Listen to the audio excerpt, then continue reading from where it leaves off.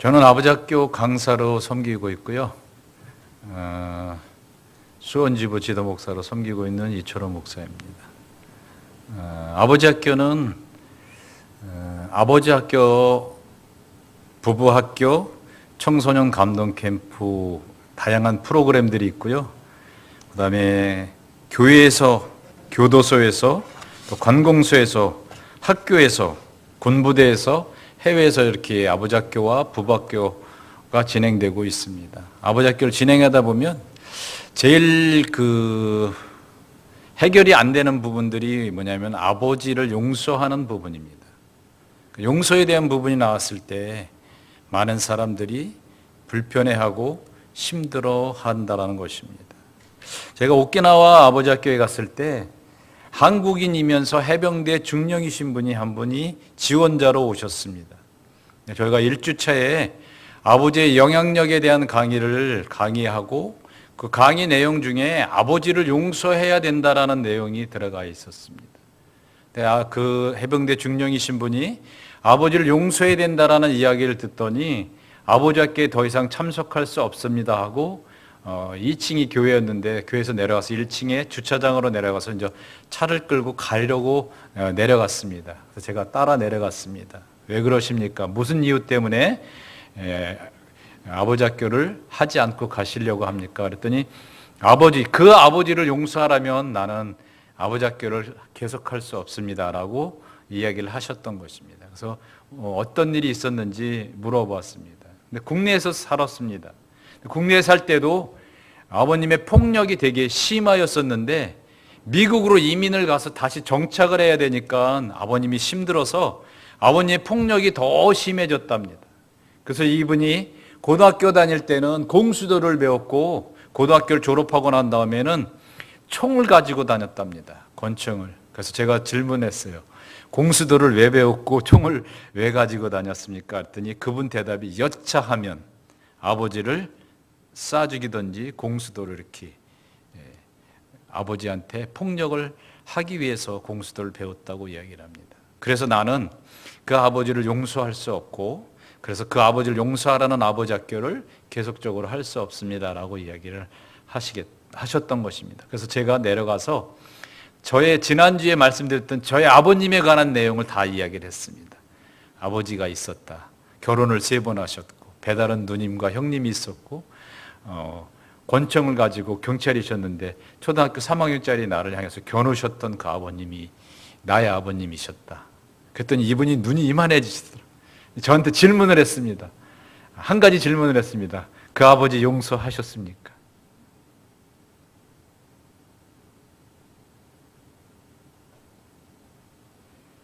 내가 경험한 그 일이 있습니다. 그 사건이 있습니다. 그리고 내가 경험했던 그 사람이 있습니다. 용서가 되십니까?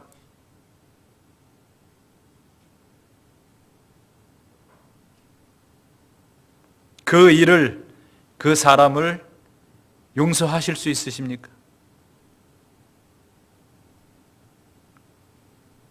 오늘 본문 21절은 이렇게 말씀하고 있어요. 그때 베드로가 나와 이르되 주여 형제가 내게 죄를 범하면 몇 번이나 용서하여 주리이까? 7번까지 하오리이까? 베드로가 예수님께 묻습니다. 형제가 죄를 범하면 몇 번 용서해 주어야 합니까? 내게 상처 준 사람들을 얼마나 많이 용서해 주어야 할까요? 베드로는 이렇게 말한 것입니다. 용서에는 한계가 있어야 하는 것 아닙니까? 누군가가 계속 나에게 상처를 준다면 그 사람을 계속 용서할 필요는 없는 것 아닙니까? 이젠 충분해 라고 말할 시점이 오게 마련이지 않습니까? 여러분은 몇 번 용서해 주면 충분하다고 생각하십니까? 3번이십니까? 아니면 7번이십니까? 22절 예수께서 이르시되 내게 이르노니 7번뿐 아니라 7번을 70번까지라도 할지니라. 예수님께서 말씀하십니다. 7번뿐 아니라 7번을 70번까지라도 용서해야 한다고. 베드로의 생각을 뛰어넘는 말씀을 하신 것입니다. 그 정도면 된다. 이젠 충분해를 뛰어넘는 말씀을 하신 것입니다. 용서에 대한 사람의 생각을 뛰어넘는 말씀을 하신 것입니다. 대부분의 사람들은 용서의 횟수에 대한 자신의 기준을 가지고 있으며 그 기준에 의해 용서를 합니다. 어떤 사람은 용서는 불공평하기 때문에 나는 용서하지 않는다고 말하는 사람도 있습니다.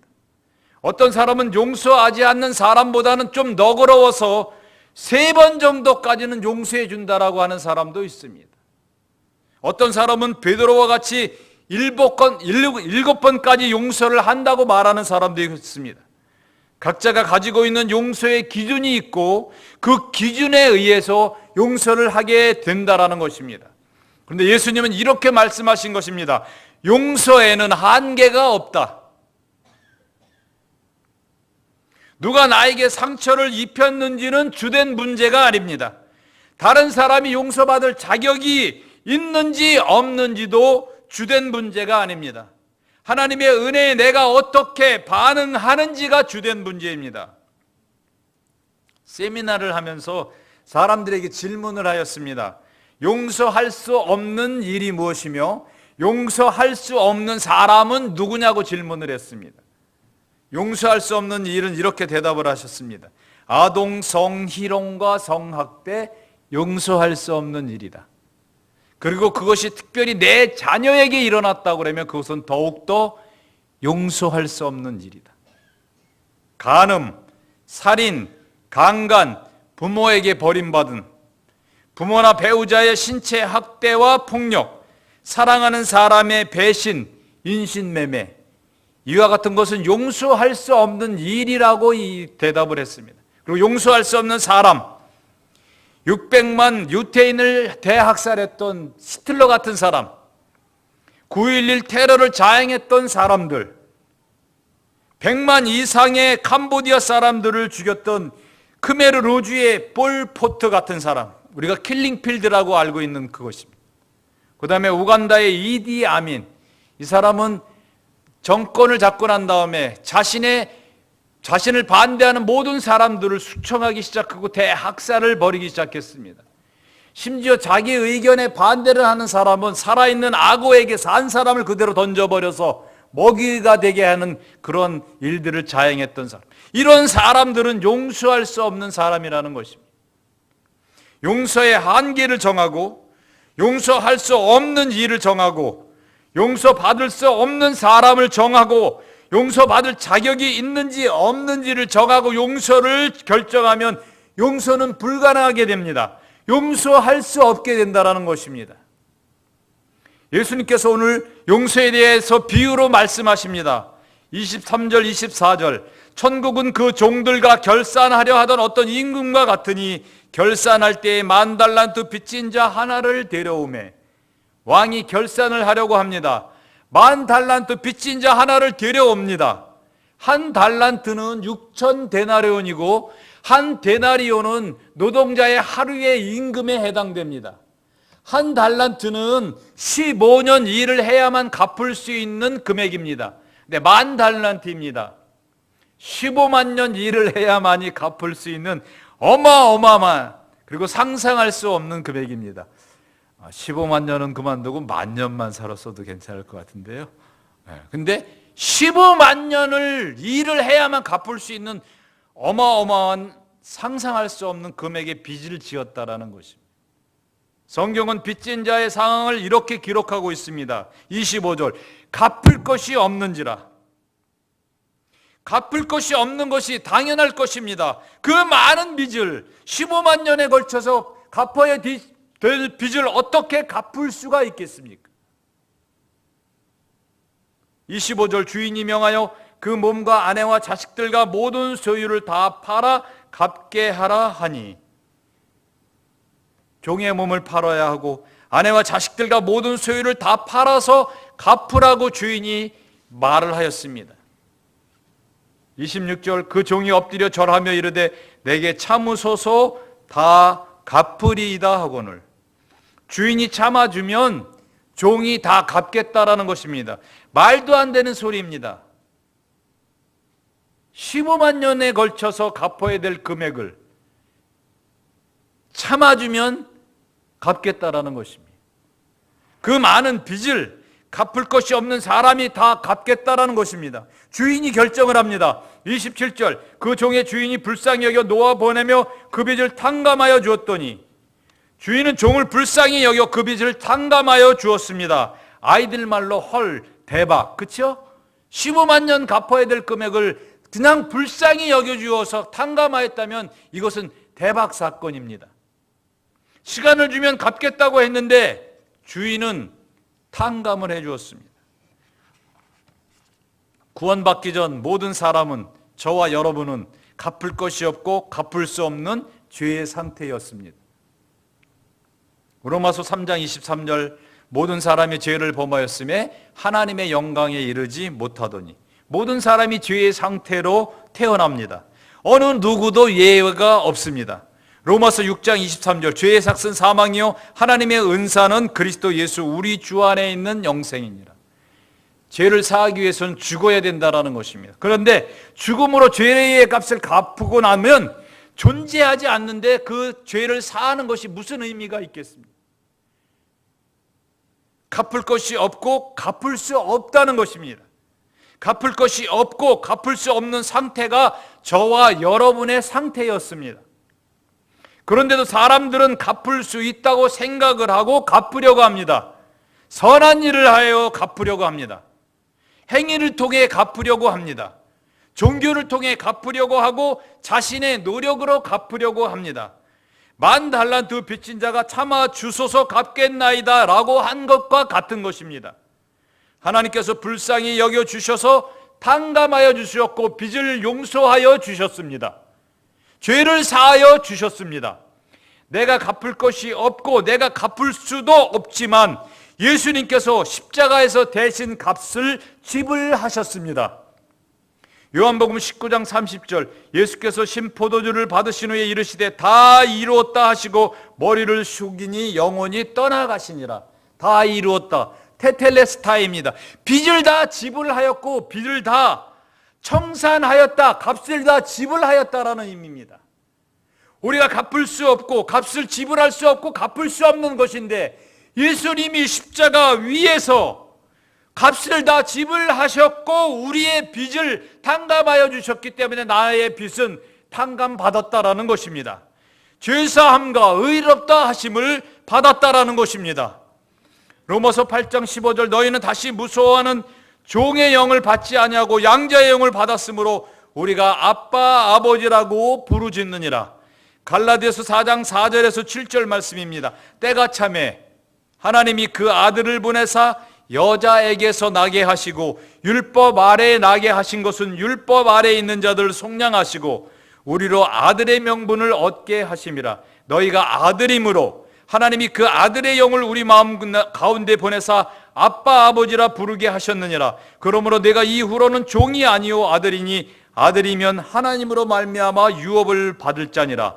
하나님을 아빠 아버지라고 이제 부르게까지 해주셨다라는 것입니다. 아빠 아버지, 하나님으로 말미암아 유업을 받을 자라고 말씀하셨습니다. 더 나아가서 로마서 8장 31절에서 32절 말씀입니다. 그런즉 이 일에 대하여 우리가 무슨 말하리요? 만일 하나님이 우리를 위하시면 누가 우리를 대적하리요? 자기 아들을 아끼지 아니하시고 우리 모든 사람을 위하여 내주시니가 어찌 그 아들과 함께 모든 것을 우리에게 주시지 않겠느냐. 모든 것을 다 주시겠다라는 것입니다. 다 이루었다, 모든 것을 누리시는 삶이 되시기를 바랍니다. 28절 말씀입니다. 그 종이 나가서 자기에게 100데나리온 빚진 동료 한 사람을 만나 붙들어 목을 잡고 이르되 빚을 갚으라 하매 10,000달란트 빚을 전부 탕감받은 종이 나가서 자기에게 100데나리온 빚진 동료를 만났습니다. 그런데 이게 무슨 일입니까? 붙들어 목을 잡고 빚을 갚으라고 합니다. 자신의 10,000달란트 빚을 탕감받은 지 얼마 되지 않았는데 자기에게 100데나리온, 100데나리온밖에 안 준 사람의 동료를 목을 잡고 붙들고 빚을 갚으라고 이야기를 합니다. 왜 그랬을까? 이 종은 10,000달란트 빚진 종은 왜 자기에게 100데나리온 빚진 사람을 만나서 목을 잡고 붙들어 흔들면서 빚을 갚으라고 했을까요? 왜 그랬을까요? 만단자들을 탕감받은 사람은 자신의 빚이 탕감된 것을 믿지 못하고 확신하지 못했다라는 것입니다. 탕감받았다라는 것을 인정하지 않았다라는 것입니다. 그래서 자기에게 갚을 것이 있어야만이 갚을 수 있다라는 것입니다. 내가 갚아야 될 것이 있기 때문에 나에게 빚진 사람의 빚을 받아서 갚아야 된다라는 생각을 가지고 있어서 자기에게 100데나리온 빚진 사람을 그렇게 붙들고 흔들면서 빚을 갚으라고 이야기했다라는 것입니다. 갚아야 할 것이 있기 때문에 자기에게 빚진 사람에게 갚으라고 했는 1만 달란트 빚진 것을 믿지도 않았고 인정하지도 않았고 탕감받았다라고 생각도 안 했다라는 것입니다. 다 탕감해 줬는데도 불구하고. 그래서 그의 삶에는 감사하는 마음도 없습니다. 1만 달란트의 빚을 탕감받았는데도. 29절에서 30절 말씀입니다. 그 동료가 엎드려 간구하여 이르되 나에게 참아주소서 갚으리다 하되 허락하지 아니하고 이에 가서 그가 빚을 갚도록 옥에 가두어라. 동료가 엎드려 간구했습니다. 간절하게 부탁을 하였습니다. 참아주면 갚겠다고. 그리고 갚을 수 있는 금액이기도 합니다. 허락하지 않습니다. 이것마저도 허락하지 않고 그리고 옥에 가둡니다. 빚을 갚도록. 31절 33절 말씀입니다. 그 동료들이 그것을 보고 몹시 딱하게 여겨 주인에게 가서 그 일을 다 알리니 이에 주인이 그를 불러다가 말하되 악한 종아 내가 빌기에 내가 네 빚을 전부 탕감하여 주었거늘 내가 너를 불쌍히 여김같이 너도 네 동료를 불쌍히 여김이 마땅하지 아니하냐 하고. 동료들이 그것을 보고 몹시 딱하게 여겼습니다. 동료들은 주인이 빚을 탕감해 준 것을 알고 있었을 것입니다. 탕감받은 사람이 하는 행동이 이해되지 않았고 100데나리온 빚진 자가 딱하게 보여 주인에게 그 사실을 알렸습니다. 주인이 그 사람을 부릅니다. 내가 빌기에 갚을 수 없는 빚을 갚을 것이 없는 너에게 전부 탕감해 주었는데 내가 너를 불쌍히 여김같이 너도 불쌍히 여기는 것이 마땅하지 아니하나라고 합니다. 그리고 34절 주인이 노하여 그 빚을 다 갚도록 그를 옥졸들에게 넘기니라. 주인은 노하여 그 빚을 다 갚도록 그를 감옥에 가둡니다. 용서하지 못하는 사람은 자신을 감옥에 가두는 것과 같습니다. 누군가에 의해서가 아니라 스스로 자신의 감옥에 자신을 가두어 버리게 된다는 것입니다. 35절 말씀입니다. 너희가 각각 마음으로 형제를 용서하지 아니하면 나의 하늘 아버지께서도 너희에게 이와 같이 하시리라. 마태복음 6장 14절 15절 말씀입니다. 너희가 사람의 잘못을 용서하면 너희 하늘 아버지께서도 너희 잘못을 용서하시려니와 너희가 사람의 잘못을 용서하지 아니하면 너희 아버지께서도 너희 잘못을 용서하지 아니하시리라. 마태복음 6장 12절 우리가 우리에게 죄 지은 자를 사하여 준 것 같이 우리 죄를 사하여 주시옵고. 예수님은 마치 내가 용서하는 것이 나의 용서를 가져오게 된다는 말씀을 하시는 것 같습니다. 내가 용서를 하면 나를 용서해 주시고 내가 용서를 하지 않으면 용서해 주시지 않을 것이다 라는 말씀으로 이해될 정도의 말씀을 우리에게 하고 계시다라는 것입니다.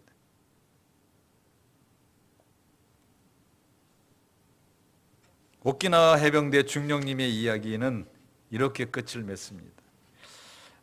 제가 제 이야기를 하고 아버님을 용서했냐라고 질문했을 때 시간은 많이 걸렸고 힘들었지만 그 아버지를 용서했습니다라고 제가 이야기를 했습니다. 그리고 그 해병대 중령 아버님은 다시 아버지 학교를 참석해서 마지막 주차까지 마무리를 하고 수료를 했습니다. 1주차의 숙제가 아버지에게 편지 쓰기가 있습니다. 근데 나중에 수료식 날 아내분이 와서 그 편지 썼을 때 장면을 이야기해 줬는데 그 아버님이 편지를 쓰다 말고 편지지를 막 구긴 다음에 내던지고 하늘을 향해서 주먹질을 하면서 이야기를 했답니다. 쌍화탕, 개나리, 십장생. 아버지를 향해서 쌍화탕, 개나리, 십장생. 편지를 썼습니다. 마무리를 했습니다. 그리고 와서 마지막 주차에 그 편지를 다시 읽었습니다. 근데 이런 겁니다. 자신은 결혼하면서 아버지 반대로만 살면 제대로 된 아버지가 될 것이라는 생각으로 지금까지 살아왔답니다. 큰아이가 6학년짜리 남자아이, 그리고 밑으로 동생 둘이서 세 아이가 있는데 그 세 아이는 지금까지 이 해병대 중령 아버님이 할아버지를 만나지 않게 했습니다. 미국에 사시고 일본에 사는데 이 세 아이는 할아버지를 얼굴을 본 적이 한 번도 없다라는 것입니다. 아버지 학교 수료하고 난 다음에 그 아버님이 고백을 했습니다. 이제 세 아이를 데리고 미국을 갈 것입니다. 그리고 그 아버지에게 이 아이들을 보여주고 내가 아버지를 용서하겠다라는 말을 직접적으로 그 아버지에게 할 것입니다 라고 이야기를 했다라는 것입니다. 그리고 저의 이야기입니다. 지난주에 저희 아버님의 권총 사건을 이야기했고, 눈이 많이 온 날 내복바람에 맨발로 밖으로 던져져서 남의 집 초마 밑에서 달달달달 떨면서 그 동상에 걸렸던 이야기를 했습니다. 그리고 저희 아버님이 결혼을 3번 하셨던 것, 그리고 저희 어머니가 저희를 버리고 나갔고 이혼하셨다는 얘기를 했습니다. 용서에 대한 이야기를 하기 전에 먼저 상처에 대한 이야기를 먼저 조금 말씀을 드려야 될 것 같습니다. 상처에는 두 종류가 있습니다. 하나는 A형 상처, 그리고 또 하나는 B형 상처가 있습니다. 그냥 A, B로 나눈 것이 아니라 A형 상처는 필요한 것의 부재라는 의미의, 부재의 의미의 영어 absence라는 의미가 있습니다. 그래서 A, 그 앞자를 따서 A형 상처라고 합니다. 이것은 뭐냐 하면요, 마땅히 있어야 하는데 없는 것들입니다. 격려, 돌봄, 양육, 사랑, 칭찬, 가정 안에서 있어야 되는데 눈에 보이지는 않지만 없는 것, 이럴 경우에는 A형 상처를 경험하게 된다는 것입니다. 상처인지도 잘 모릅니다. 상처를 준 사람도 상처 줬는지도 모릅니다. 두 번째로는 B형 상처입니다. B형 상처는 영어 bad의 첫자 B를 이야기합니다. 이것은 나쁜 경험, 충격적인 사건이 실제로 일어났던 것을 이야기합니다. 없어야 할 것이 있는 경우를 말합니다. 대부분의 사람들이 일반적으로 상처를 할 때는 B형 상처를 이야기합니다. 학대, 폭력, 싸움, 물건 던지는 것 등입니다. 아버지의 3번의 결혼, 배다른 누나와 형, 엄마의 가출과 이혼, 권총 사건, 내복의 맨발 사건, 그리고 저 초등학교 1학년 때 저희 어머님이 짜장면 집을 했습니다. 엄청 많이 먹었습니다. 짜장면만 먹었습니다. 근데 제가 초등학교 1학년 때 어머니 가출하시기 전에 학교 갔다 와서 어머니에게 이런 말씀을 드렸습니다. 엄마, 주방장이 사촌 형님이었는데 사촌 형님이 주는, 주방장 저 형님이 주는 짜장면 주지 말고 그거 말고 엄마가 해주는 밥을 먹고 싶다고 이야기를 했습니다. 어떻게 됐을까요? 엄마한테 밥 달라고 그랬다가 돼지게 맞았습니다. 저는 하나님께 기도할 때 어느 정도까지만 제가 필요한 걸 구할 때 구합니다. 왜 그런지 아십니까? 그 이상 구했고 땡깡을 피다가는 맞을 것 같아서. 이게 상처의 문제라는 것입니다. 그리고 상처가 있는 사람들은 B형 상처를 받은 사람은 분노가 자리 잡고 있고 A형 상처는 슬픔이 자리 잡고 있습니다. 근데 분노를 아이들이 혹시 별거 아닌 것에 화를 잘 내면 혹시나 B형 상처를 주었는지 점검해 보셔야 됩니다. 이 분노를 해결하지 않으면 해결되지 않는 분노가 적개심을 만들어냅니다. 적개심은 어떤 의미냐면 나 외에 모든 사람들이 하는 행동이 적으로 여겨져서 그들을 이렇게 폭력적으로 제압을 하려고 합니다. 예를 들자면 우리 장로님, 제가 아니까 장로님을 말씀드릴게요. 장로님을 만약에 모르는데 제가 횡단보도에서 장로님이 이쪽으로 건너오시고 제가 건너가는데 전혀 모르시는 분이면 저하고 아무 상관이 없잖아요. 근데 제 머릿속에서는 이미 이 스토리가 전개되어져서 화가 나서 그 장로님이랑 충돌을 하고, 그리고 난 다음에 제가 내릴 수 있는 결론이 벽돌이나 이런 걸 들고 장로님을 머리를 치는 장면까지 머릿속에 이미 상상이 갑니다. 그래서 만약에 그러다가 장로님이랑 오다가 부닥치면 이게 행동으로 실제로 옮겨질 수 있다는 것입니다. 그래서 우리가 사이코패스라고 이야기하는 사람들 이해가 안 되는 때가 많이 있잖아요. 전혀 모르는 사람인데 왜 그 모르는 사람을 잔인하게 죽이거나 성폭행을 했는가 그런 일들이 일어나요. 이게 왜 그러냐면 분노가 해결되지 않으면 적개심이 돼버리고 적개심은 그렇게 표현될 수 있다는 것입니다. 저는 A형 상처, B형 상처를 다 가지고 있었습니다. 저희 외할머니가 저를 기를 때 저한테 이런 얘기를 자주 하셨어요. 다리 밑에서 주워왔다고. 근데 옛날에는 다 그런 얘기를 하셨어요. 그렇죠? 근데 저는 그게 사실이라고 믿었어요. 확신을 했어요. 왜 그러냐면 저희 집에서 일어난 일들이 그것을 확신을 갖게 만들었습니다. 저희 아버님이 경찰이었는데 경찰 그 몽둥이가 있습니다. 하루는 저희 집에서 아버님, 외할머님, 저희 형님, 제 동생 저 있는데 3살 저보다 어린 제 동생에게 그 방망이를 주고 저를 때리라고 하였습니다. 근데 제가 그 장면을 50년이 넘었는데도 아직도 생생하게 기억하고 있는 게 뭐냐면 저는 맞지 않으려고 정말 목숨 걸고 도망을 다니는데 저를 제외한 모든 식구들은 박수를 치면서 즐거워하고 있습니다. 그 장면을 보면서.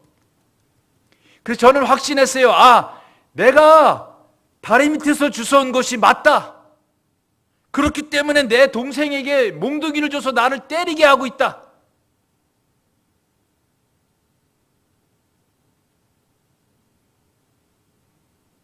그렇게 나에게 그런 아픔을 준 사람 용서할 수가 없다.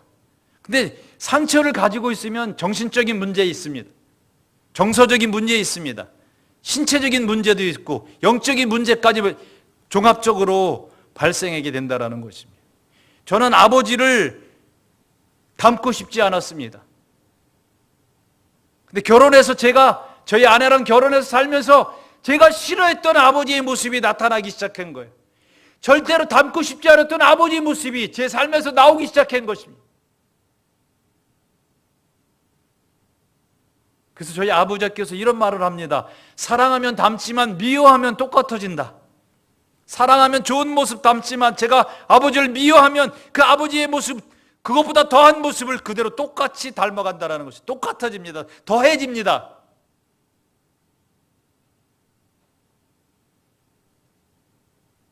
상처 용서하지 못하는 사람들은 면역력이 약하다는 통계가 있습니다. 자존감은 낮습니다. 상처 때문에 용서하지 않는 것 때문에 이런 일들이 일어나게 된다는 것입니다. 그래서 용서는 그리고 하루아침에 일어나지 않고 과정이 필요합니다. 제가 이번 화요일 날 있었던 제 이야기를 나누고 싶습니다. 지난주 설교 끝나고 저는 오늘 설교만 하면 될 것이다라는 생각을 가지고 있었습니다. 그리고 병재 목사님한테 설교 다 끝나고 이제 갑니다 그랬더니 다음 주에도 오셔야 됩니다. 설교. 저한테 엄청난 압박을 주셨습니다. 근데 김백철 장로님이 식사 중에 목사님 다음 주에는 그럼 그 상처에 대한 부분들 말고 용서에 대한 부분을 하시면 괜찮겠네요라고 말씀을 해주셔서 용서에 대한 설교를 하게 됐습니다. 그리고 화요일 날 아침에 일어나서 기도하고 묵상하려고 엎드렸습니다. 한 장면이 갑자기 제 눈앞에 한 장면이 보여졌습니다. 그것은 저 초등학교 3학년 때 권총을 들고 와서 앉아있는 초등학교 3학년짜리 저를 겨눴던 아버님의 모습, 그 장면이 그대로 앞에 펼쳐졌습니다. 예전에는 저의 모습과 저희 아버님 모습만 보였는데 그날 아침에는 제 앞에 무엇인가가 있었습니다. 자세히 보니까 십자가에 못 박힌 예수님이 제 앞을 가로막고 계셨습니다. 제가 기도하다 말고 그랬습니다. 안 됩니다. 왜냐하면 아버님 총을 쏠 수 있기 때문에, 그러면 예수님 맞을 수 있기 때문에. 예수님이 그렇게 말씀하셨습니다. 아니야, 내가 너를 대신해서 십자가에서 죽었단다.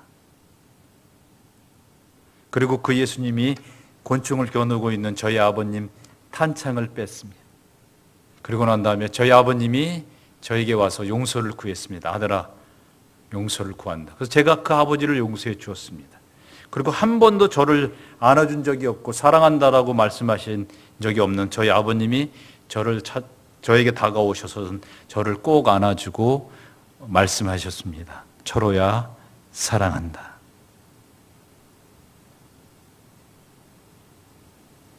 용서는 자신을 자유하게 합니다. 용서하지 않으면 감옥에 자신을 가두는 것과 같습니다. 용서에는 한계가 없습니다.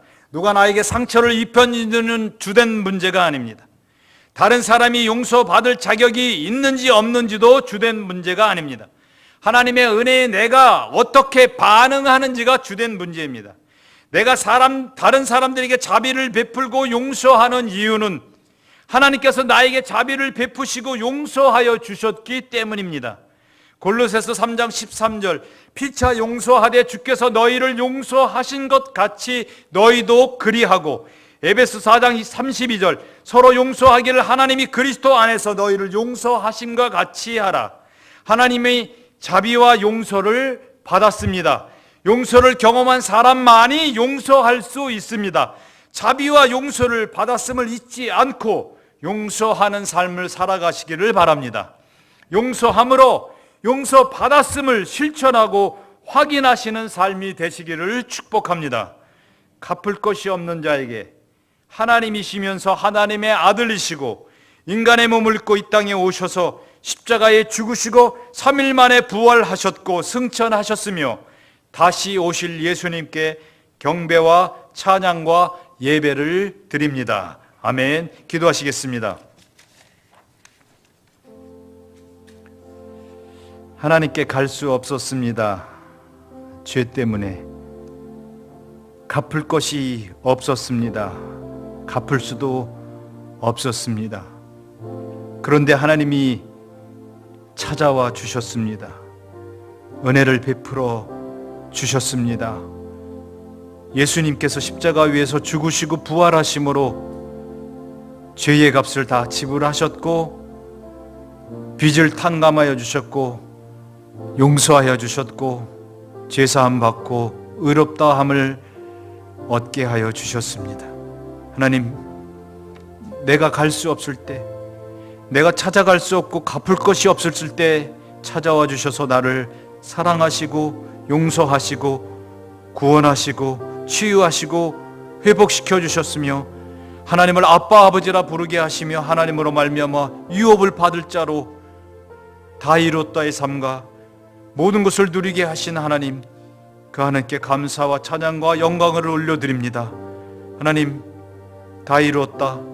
그리고 모든 것을 누리는 삶이 여기에 모인 지구촌 사랑교회 성도들 삶이 되게 하여 주시옵소서. 하나님이 예수 그리스도를 통하여 십자가 위에서 이미 이루어 놓으신 일들이, 그리고 하나님 여호와 하나님만이 참 하나님이시면서 다른 신이 없음을, 다른 예수도 없고 다른 복음도 없고 다른 영도 없음을, 그리고 예수님이 이미 십자가 위에서 이뤄놓으신 일들이 사실임을 하나님 삶을 통하여 하나님께서 확인하시고 증명하여 주시옵소서. 그리고 그것을 마음껏 누리게 하여 주시옵소서. 그렇게 우리의 삶을 인도하시고 우리를 사랑하시고 용서하여 주신 하나님께 감사와 찬양과 영광을 올려드리며 존귀하신 예수님의 이름으로 기도드렸습니다. 아멘.